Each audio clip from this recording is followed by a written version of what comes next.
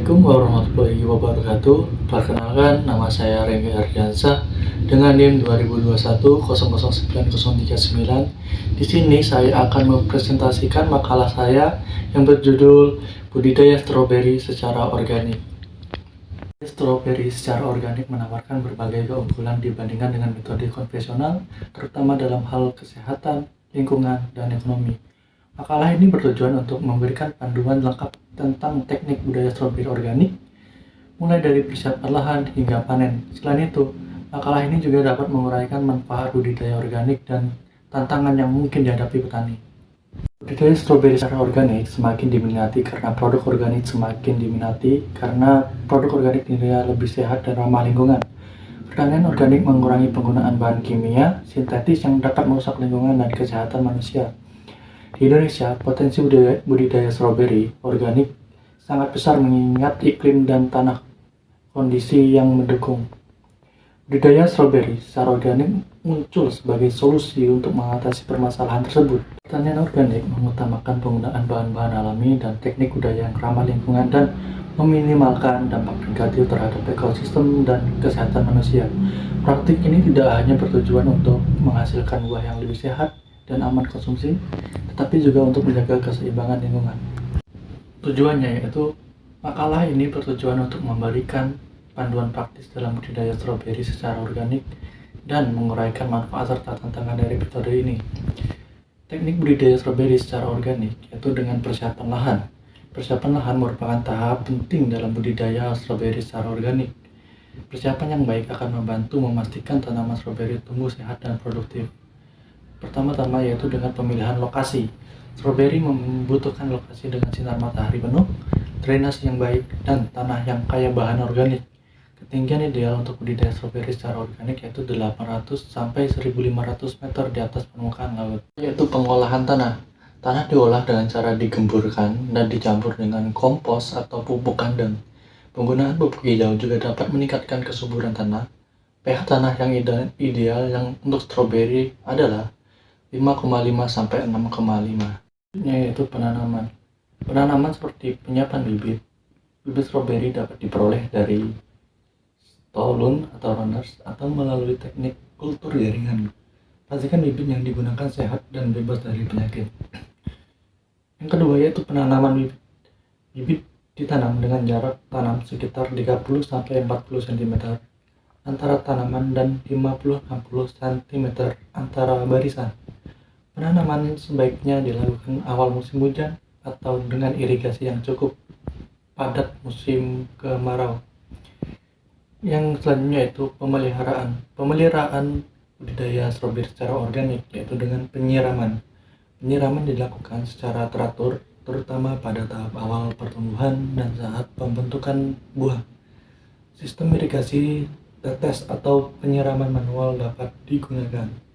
Selanjutnya untuk pemeliharaan yaitu pemupukan.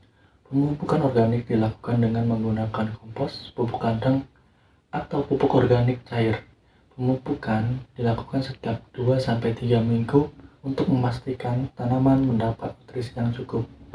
Selanjutnya yaitu pengendalian hama dan penyakit.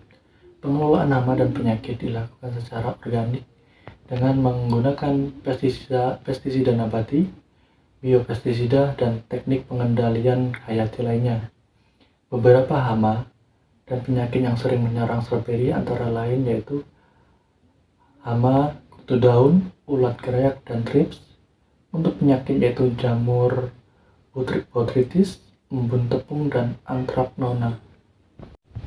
Teknik untuk pemeliharaan selanjutnya yaitu penyiangan. Penyiangan dilakukan secara manual untuk menghindari persaingan antara gulma dan tanaman stroberi. Selanjutnya yaitu panen dan pasca panen. Untuk panen, stroberi dipanen ketika buah sudah matang sempurna, biasanya 4-6 minggu setelah berbunga. Panen dilakukan pada pagi hari untuk menjaga kesegaran buah. Selanjutnya untuk pasca panen, buah stroberi dicuci dan disortir untuk memisahkan buah yang rusak. Penyimpanan dilakukan pada suhu rendah untuk memperpanjang umur simpan. Selanjutnya yaitu manfaat budidaya stroberi secara organik. Yang pertama yaitu kesehatan. Stroberi organik mengandung lebih banyak nutrisi dan antioksidan dibandingkan dengan stroberi konvensional, bebas dari residu pestisida sintetis. Stroberi organik lebih aman untuk dikonsumsi. Yang kedua yaitu lingkungan. Budidaya organik mengurangi pencernaan tanah dan air akibat penggunaan bahan kimia sintetis. Selain itu, metode ini juga meningkatkan kesehatan tanah dan keanekaragaman hayati. Yang ketiga yaitu ekonomi. Permintaan yang tinggi untuk produk organik dapat meningkatkan pendapatan petani.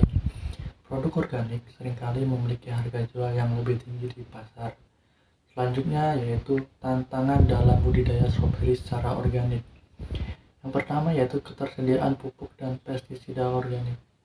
Ketersediaan pupuk dan pestisida organik kadang terbatas dan harganya lebih mahal dibandingkan dengan bahan kimia sintetis. Yaitu hama dan penyakit. Tanaman stroberi rentan terhadap berbagai hama dan penyakit. Pengendalian secara organik memerlukan pengetahuan dan teknik khusus yang lebih intensif. Yang ketiga yaitu manajemen tanaman yang lebih intensif.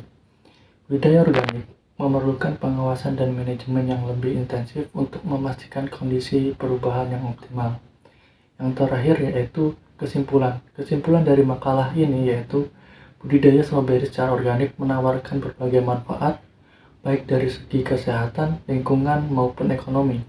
Meskipun terdapat tantangan, dengan teknik budidaya yang tepat, budidaya stroberi organik dapat menjadi pilihan yang menguntungkan untuk berkelanjutan bagi petani. Demikian presentasi dari makalah saya dengan judul budidaya stroberi secara organik. Kurang lebihnya mohon maaf. Saya akhiri. Salam dan bahagia. Wassalamualaikum warahmatullahi wabarakatuh.